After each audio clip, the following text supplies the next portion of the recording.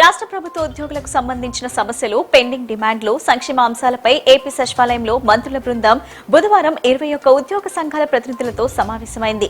ఈ సమావేశంలో మంత్రులు పయ్యావుల కేశవ్, సత్యకుమార్ యాదవ్, అనకాని సత్యప్రసాద్ ప్రత్యక్షంగా పాల్గొని మంత్రి నాదెండ్ల మనోహర్ వర్చువల్ గా హాజరయ్యారు. ప్రభుత్వ ప్రధాన కార్యదర్శి జి సాయి ప్రసాద్ తో పాటు పలువురు ఉన్నతాధికారులు, వివిధ ఉద్యోగ సంఘాల అధ్యక్షులు, ప్రధాన కార్యదర్శులు పాల్గొని ఉద్యోగ సంఘాలు పెండింగ్ అంశాలు, పరిష్కార మార్గాలపై విస్తృతంగా చర్చించారు. రాష్ట్రానికి ఆర్థిక ఇబ్బందులు ఉన్నప్పటికీ మంగళగిరి అభివృద్ధి ఎక్కడ ఆగకుండా ముందుకు తీసుకెళ్తున్నామని రాష్ట్ర మంత్రి నారా లోకేష్ తెలిపారు. అధికారంలోకి వచ్చిన తరువాత ఇచ్చిన ప్రతి హామీని నెరవేర్చేందుకు కృషి చేస్తున్నామని మంత్రి నారా లోకేష్ స్పష్టం చేశారు. విద్యుత్ ఛార్జీలు పెంచిన ఘనత వైసీపీకే దక్కుతుందని మంత్రి గొట్టిపాటి రవికుమార్ తీవ్ర స్థాయిలో ఆగ్రహం వ్యక్తం చేశారు. తమ కూటమి పరిపాలనలో రైతులకు, ప్రజలకు నాణ్యమైన విద్యుత్ ను సరఫరా చేస్తున్నామని చెప్పారు. గ్రామీణ ప్రాంతాల్లోని రైతులకు 9 గంటలకు ఉచిత కరెంట్ అందిస్తున్నామని పేర్కొన్నారు.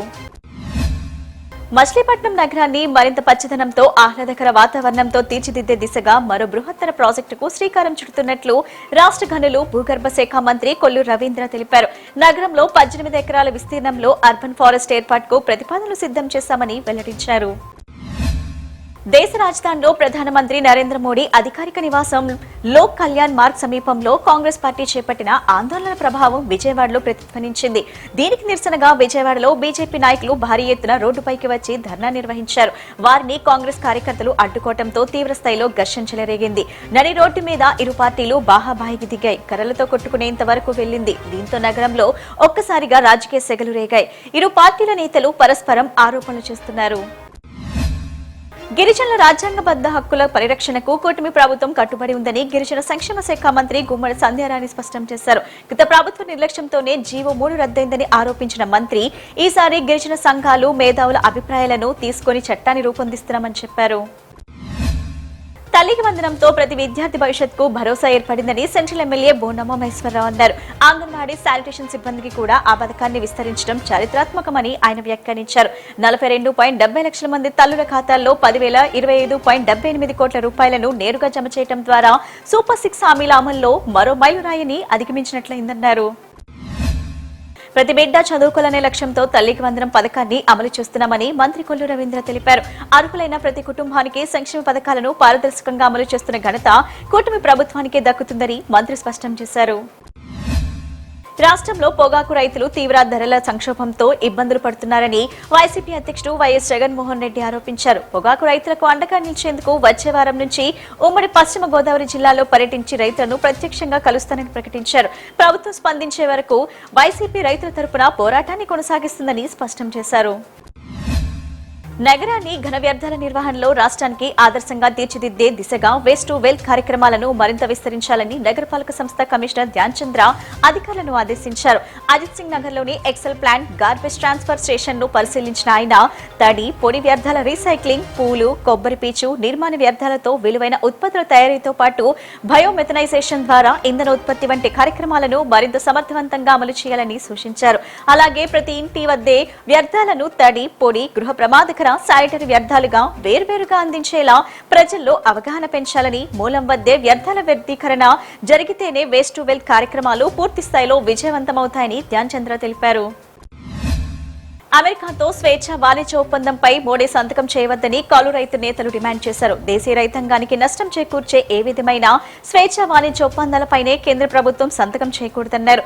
కోట్లాది మంది భారతీయ రైతుల జీవితాలను అమెరికా కార్పొరేట్ మార్కెట్ కు పణంగా పెట్టవద్దని రైతు నేతలు ఘాటుగా వ్యాఖ్యానించారు. నీటి అభ్యర్థులపై జరిగిన దాడిని వ్యతిరేకిస్తూ రాహుల్ గాంధీ, ప్రియాంక గాంధీ చేసిన నిరసనను భగ్నం చేయడాన్ని పీసీసీ ఉపాధ్యక్షుడు కొలనుకొండ శివాజీ ఖండించారు. వారి పట్ల పోలీసులు వ్యవహరించిన తీరును ఆయన తప్పుపట్టారు. నీట్ పేపర్ల లీకేజ్ వల్ల ఆత్మహత్యకు పాల్పడిన అభ్యర్థుల కుటుంబాలకు ₹1 కోట్ల నష్టపరిహారం చెల్లించాలని ఆయన డిమాండ్ చేశారు. నగరంలో భూగర్భ డ్రైనేజ్, పొంగిపొర్లే సమస్యలకు శాశ్వత పరిష్కారం చూపేలా అధికారులు అప్రమత్తంగా ఉండాలని నగరపాలక సంస్థ కమిషనర్ ధ్యాన్ చంద్ర ఆదేశించారు. నగరంలోని పలు ప్రాంతాల్లో క్షేత్రస్థాయిలో పర్యటించిన ఆయన డ్రైనేజ్ లైన్లను క్రమం తప్పకుండా శుభ్రపరుస్తూ పంపింగ్ స్టేషన్లు, ఎస్టీపీల పనితీరును నిరంతరం పర్యవేక్షించాలని సూచించారు. గాయత్రీనగర్లో నిర్మాణంలో ఉన్న అవుట్ఫాల్ డ్రైన్ పనులను వేగవంతంగా, నాణ్యతతో పూర్తి చేయాలని, పనుల్లో ప్రాంతాల్లో ప్రజల భద్రతకు ప్రాధాన్యం ఇవ్వాలని అధికారులకు ఆదేశించారు. అలాగే Autonagar garbage transfer play station లో వ్యర్థాలను నిల్వ చేయకుండా వెంటనే జిందాల్ ప్లాంట్ కు తరలించేలా చర్యలు తీసుకోవాలని, నగర పరిశుభ్రత కోసం అన్ని విభాగాలు సమన్వయంతో పనిచేయాలని కమిషనర్ ధ్యాన్ చంద్ర సూచించారు.